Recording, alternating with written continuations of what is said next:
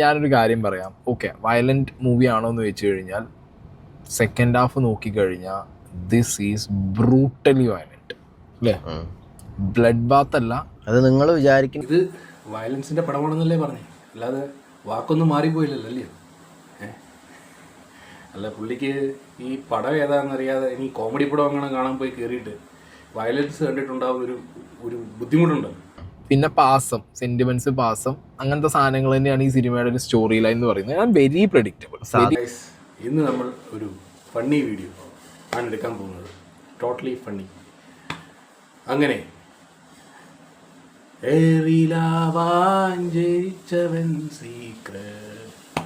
എപ്പോഴും എയറിൽ പോകണം എന്നുള്ളത് പുള്ളിയുടെ ഒരു ആഗ്രഹമാണ്.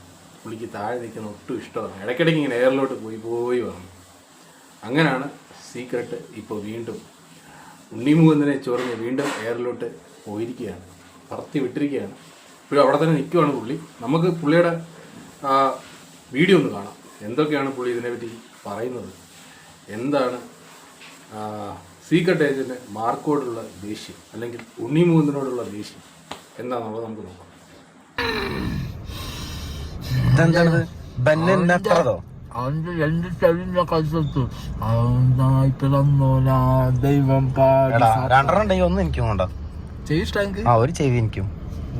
ഓ, ഭയങ്കര തന്നെ കേട്ടോ. ചിരിച്ചിട്ടൊക്കെ എനിക്ക് വയ്യ, ഒട്ടും വയ്യ. പുള്ളി എന്താണ് ഉദ്ദേശിച്ചതെന്ന് എനിക്ക് പിടിയിട്ടില്ല. അതായത് കാണുന്നവർ ചിരിക്കണമെന്നാണോ? മാർക്കോ ചെവി അടിക്കട്ടെ. ആകെ 2 ചെവികളുള്ളത്. ചെവി അടിക്കുന്ന നമ്മൾ കണ്ടതാ കേട്ടോ. പുള്ളിക്ക് ചെവി അടിക്കുന്ന ഒരു സ്വഭാവം ഉണ്ടായിരുന്നു. എവിടെ വെച്ച് എല്ലാവർക്കും മനസ്സിലായെന്ന് വെച്ച് കഴിഞ്ഞാൽ ബിഗ് ബോസിൽ പോയപ്പോൾ ഈ ചെവി അടിക്കുന്ന സ്പെഷ്യലിസ്റ്റ് ആയിരുന്നു പുള്ളി, സീക്രട്ട് ഏജൻറ്റ്. പുള്ളിയാണ് ചെവി അടിക്കുന്നതിനെ പറ്റി പറയുന്നത്. മാർക്കോ കണ്ടിറങ്ങി. Violent, the most violent, extra violent, over violent, violence. മോനെ, ഈ എക്സ്ട്രാ വയലന്റ്, ഓവർ വയലന്റ് എല്ലാം ഒരർത്ഥമാണ്. നീ എന്തിനാണ് കിടന്ന് ഇങ്ങനെ മെഴുകുന്നത്? നിനക്ക് പടം ഇഷ്ടപ്പെട്ടില്ലല്ലേ? ഞാനൊരു കാര്യം പറയാം. ഓക്കെ, വയലന്റ് മൂവി ആണോ എന്ന് വെച്ച് കഴിഞ്ഞാൽ സെക്കൻഡ് ഹാഫ് നോക്കിക്കഴിഞ്ഞാൽ ദിസ് ഈസ് ബ്രൂട്ടലി വയലന്റ് അല്ലേ? ബ്ലഡ് ബാത്ത് അല്ല. അത് നിങ്ങൾ വിചാരിക്കും ഇത് വയലൻസിന്റെ പടമാണെന്നല്ലേ പറഞ്ഞേ, അല്ലാതെ വാക്കൊന്നും മാറിപ്പോയില്ലല്ലോ അല്ലേ? അല്ല, പുള്ളിക്ക് ഈ പടം ഏതാണെന്നറിയാതെ ഇനി കോമഡി പടം അങ്ങനെ കാണാൻ പോയി കയറിയിട്ട് വയലൻസ് കണ്ടിട്ടുണ്ടാവുന്ന ഒരു ബുദ്ധിമുട്ടുണ്ട്. ആ രീതിയിലാണ് പുള്ളി സംസാരിക്കുന്നത്. അപ്പോൾ സീക്രട്ട് ഏജൻറ്റ് പടം കോമഡി പടമല്ല, വയലൻസ് എന്ന് പറഞ്ഞ് തന്നെയാണ് അവർ ഇറക്കിയത്. അല്ലാതെ വാക്കൊന്നും മാറിപ്പോയില്ലല്ലോ അല്ലേ? അല്ല, താങ്കൾക്ക് മനസ്സിലാകാഞ്ഞിട്ടാണോ അത് മനസ്സിലാകാത്ത പോലെ അഭിനയിക്കുകയാണ്. എനിക്ക് പേഴ്സണലി ഇങ്ങനത്തെ സിനിമകൾ ഞാൻ കുറേ കണ്ടിട്ടുണ്ട്, കാണാറുണ്ട്. സോ ഫോർ മീ ഇത് സിനിമയാണെന്ന് അറിയുന്നത് കൊണ്ടും ഈ സംഗതികൾ കാണാൻ, ആ ക്രാഫ്റ്റ് കാണാനുള്ള ഇഷ്ടം കൊണ്ടും ഐ ലൈക്ക് ഇറ്റ്. പിന്നെ എന്താ അതിൻ്റെ പ്രശ്നം? എനിക്ക് ഇഷ്ടപ്പെട്ടില്ലേ? അപ്പോൾ എന്താണ് ഇതിൻ്റെ പ്രശ്നം? പടം ഇഷ്ടപ്പെട്ടു, പക്ഷേ ഉണ്ണിമുകുന്ദനെ ഇഷ്ടപ്പെട്ടില്ല. ഉണ്ണിമുകുന്ദൻ്റെ പടം ഹിറ്റാവുന്നുണ്ടതിനുള്ള ഒരു വിഷമം അൺസഹിക്കബിൾ. ഇനിയിപ്പം സീക്രട്ടായിട്ട് പോയിരുന്ന കാര്യം അതായിരിക്കും സീക്രട്ട് ഏജൻറ്റ് നല്ലത്. അല്ലാതെ പൊതുവേദിയിൽ വന്നിരുന്ന് മോങ്ങിയിട്ടോ കരഞ്ഞിട്ടോ യാതൊരു കാര്യമില്ല. പടം ഹിറ്റായി കഴിഞ്ഞിരിക്കുന്നു. Okay, second half especially. പിന്നെ ഈ കഥ സിനിമയിലേക്ക് വരുമ്പോൾ സ്പിൻ ഓഫ് ആണ് മിക്കായിലെ മാർക്കോ എന്ന് പറഞ്ഞ ക്യാരക്ടർ എന്നൊക്കെ പറയുമ്പോഴും this is like A different. ഇത് വേറെ. പിന്നെയും ഫണ്ണി. സീക്രട്ട് ഏജൻറ്റ് വല്ലാതെ ഫണ്ണി ആവുന്നുണ്ട് കേട്ടോ. നോർമൽ കഥയുടെ ഒരു ഫാമിലി. നമ്മൾ ഈ വയലൻസ് അങ്ങോട്ട് മാറ്റി നിർത്തുകയാണെങ്കിൽ സിനിമയിൽ പ്രത്യേകിച്ച് ഭയങ്കര സംഭവം കഥ എന്ന് പറഞ്ഞാൽ വെരി നോർമൽ ഫാമിലി. ഒരു നമ്മളെല്ലാ ഗാങ്സ്റ്റർ പടം. നിങ്ങളിനി സത്യനന്ദിക്കാടിന്റെ ഫാമിലി മൂവി വല്ലതും ആണെന്ന് വിചാരിച്ചാണ് പോയി കയറിയത്. അവരെന്താണ് പറഞ്ഞത്? വയലൻസ് പടം തന്നെ എന്നല്ലേ പറഞ്ഞത്. അവർ പറയുന്നുമുണ്ട് 18 വയസ്സിന് മുകളിലുള്ള കാണണമെന്ന് പറയുന്നുമുണ്ട്.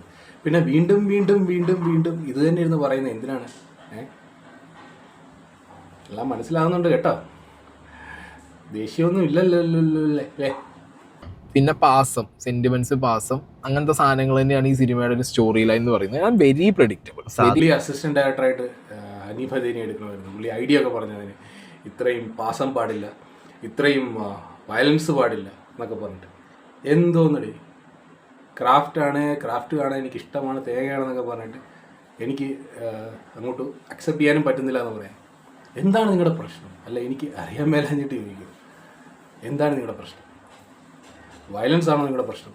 പാസമാണോ നിങ്ങളുടെ പ്രശ്നം? അതോ മാർക്കോ ആണോ നിങ്ങളുടെ പ്രശ്നം?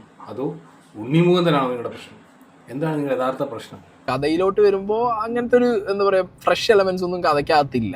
ഒരു വെരി നോർമൽ ബേസിക് സാധനം തന്നെ ഈ റിവെഞ്ച് സാധനത്തിനകത്ത്. സീക്രട്ട് ഏജന്റിന്റെ ഫ്രഷ് ഫ്രണ്ട് ഓരോ ദിവസവും ഫ്രഷ് കണ്ടന്റ് ബിഗ് ബോസിൽ കൊടുത്തുകൊണ്ടിരുന്ന ഒരു വ്യക്തിയാണ് സീക്രട്ട് ഏജന്റ്. അത്രയും നല്ലൊരു കണ്ടസ്റ്റന്റ്. പുള്ളിക്ക് ഈ ഫ്രഷ് കണ്ടന്റ് ഇല്ലെങ്കിൽ ഒട്ടും അങ്ങോട്ട് അക്സെപ്റ്റബിൾ അല്ല. നല്ല ഫ്രഷ് സാധനമാണ്.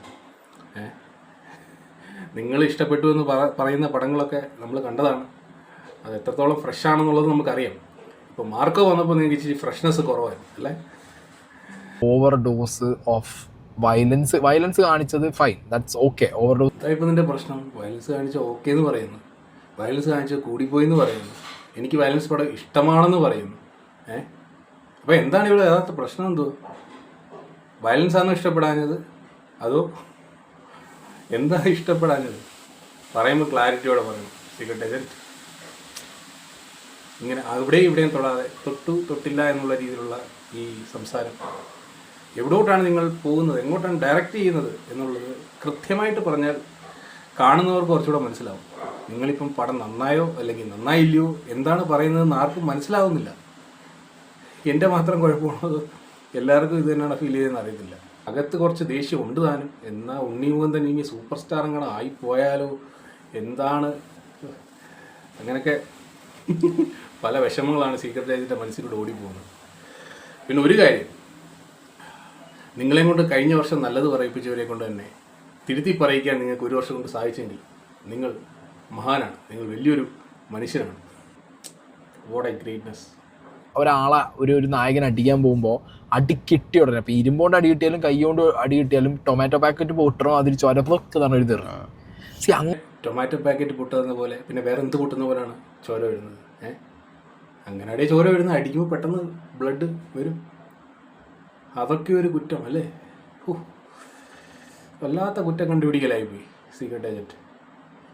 താങ്കൾ സീക്രട്ടായിട്ടിരുന്ന് സൂക്ഷിച്ച് കണ്ടെത്തിയതാണെന്ന് തോന്നുന്നു. താങ്കളുടെ ഒരു കുഴിന്ന ബുദ്ധിയിൽ സൂക്ഷിച്ചിരുന്ന് സീക്രട്ടായിട്ട് കണ്ടെത്തിയ ഒരു ഫൈൻഡിങ്സ് ആണ്. അടിക്കുമ്പോൾ ബ്ലഡ് ഇങ്ങനെ തെറിക്കുന്നു. ബ്ലഡ് തെറിക്കരുത്, ബ്ലഡ് ഇങ്ങനെ പതുക്കെ എഴഞ്ഞ് ബ്ലഡ് കാണും. അതാണ് സീക്രട്ട് ഏജന്റ് എക്സ്പെക്റ്റ് ചെയ്തത്. പക്ഷെ അത് നടന്നില്ലാത്തതുകൊണ്ടാണ് പടം സീക്രട്ട് ഏജന്റിനെ ഇഷ്ടപ്പെടാഞ്ഞത്. ബ്ലഡ് ചീറ്റി അത് സീക്രട്ട് ഏജന്റിന് ഒട്ടും ഇഷ്ടമല്ല. പക്ഷേ സീക്രട്ട് ഏജന്റ് വയലൻസ് പടമൊക്കെ ഭയങ്കര കാണുന്ന ആളാണ്. അതൊക്കെ പുള്ളി ഒരു കുറ്റവും ഇല്ല, ഒരു പ്രശ്നവും ഇല്ല. പക്ഷേ ഈ ചോര ഇച്ചിരി തെറിച്ചതാണ് പുള്ളിക്ക് അക്സെപ്റ്റബിൾ അല്ലാത്തത്. എന്തോന്നടേ ഇതൊക്കെ? കുറ്റങ്ങൾ കണ്ടുപിടിക്കാൻ വേണ്ടി കുറ്റങ്ങൾ കണ്ടുപിടിക്കുക. എന്തെങ്കിലും പ്രശ്നമുണ്ടെങ്കിൽ, ഉണ്ണിമുകുന്ദന് പ്രശ്നമുണ്ടെങ്കിൽ പറഞ്ഞ് തീർക്കുക, അല്ലെങ്കിൽ സംസാരിച്ച് തീർക്കുക. അല്ലാതെ ഇവിടെ വന്നിരുന്ന് കഴഞ്ഞ് വീഴുകാതെ. ഇത് ഞാൻ പറഞ്ഞില്ല, തിയേറ്റർ എക്സ്പീരിയൻസ് ആണ് ഓക്കെ. പക്ഷെ ഈ ഓവർഡോസ് ആണ്. നിങ്ങൾക്ക് അതല്ലേ തോന്നിയത്? പടമല്ല ഓവർഡോസ്. നീ പടത്തിനെ പറ്റി ഒരേ കാര്യം വീണ്ടും വീണ്ടും പറഞ്ഞുകൊണ്ടിരിക്കുന്നതാണ് ഓവർഡോസ്. സീക്രട്ട് ഏജന്റ്, നിങ്ങൾ പടത്തിനെ പറ്റി പറയുന്ന ഓക്കെ, ഒരേ കാര്യം തന്നെ വീണ്ടും വീണ്ടും വീണ്ടും വീണ്ടും പറയുമ്പോൾ അത് കാണുന്നവർക്ക് ഓവർഡോസ് ആയിട്ട് തോന്നും. അതാണ് എനിക്ക് തോന്നുന്നത്. ഇതാണ് ഓവർഡോസ്. ഈ നിങ്ങളുടെ റിവ്യൂ ആണ് ഓവർഡോസ്. നന്നായി വന്ന് ചില സാധനങ്ങൾ പറയണേക്കുമ്പോൾ ആ വന്നതിന്റെ ഒരു പവർ ഒന്നും കിട്ടാത്ത പോലെ തോന്നി പല സ്ഥലത്തും. By the way, this is ഉണ്ണിമുകുന്ദനെ ഞങ്ങൾ പേഴ്സണലി അല്ല പറയുന്നത്. ഇനിയിപ്പോൾ അതിന്റെ പേര് നിങ്ങൾ ഈ നല്ലതൊന്നും പറയാത്തതുകൊണ്ടേ പടം ഫ്ലോപ്പ് ആവാന്ന് ഭയങ്കരമായിട്ട് ഉണ്ണിമുകുന്ദൻ വിഷമിച്ചിരിക്കുകയാണ്. പടം കൊണ്ട് ഫ്ലോപ്പായി. നിങ്ങൾ ഈ നല്ലതൊന്നും പറഞ്ഞില്ലല്ലോ. വീണ്ടും ഒരു കോൾ എക്സ്പെക്ട് ചെയ്യുന്നുണ്ട് പുള്ളി. ഉണ്ണിമുകുന്ദൻ അതൊന്നും ഉണ്ടാകത്തില്ല. നിങ്ങളെയൊക്കെ തഴഞ്ഞു കളഞ്ഞ് മുമ്പോട്ട് പോയിക്കൊണ്ടിരിക്കുകയാണ്. ഇങ്ങനെ വേണ്ടാത്തതും ഇല്ലാത്തതുമായിട്ടുള്ള കാര്യങ്ങൾ പറയുമ്പോൾ ഉണ്ണിമുകുന്ദൻ എന്തിനു വിഷമിക്കണം? സത്യസന്ധമായ കാര്യങ്ങൾ പറ. പടം ഇഷ്ടപ്പെട്ടോ ഇല്ലയോ? അല്ലാതെ എവിടെ കുറ്റമുണ്ട് എന്നിങ്ങനെ സീക്രട്ട് ഏജന്റ് ഇങ്ങനെ മൈക്രോസ്കോപ്പ് വഴി നോക്കിപ്പോയി കണ്ടുപിടിച്ച് കഴിഞ്ഞാൽ കുറ്റങ്ങൾ കാണും.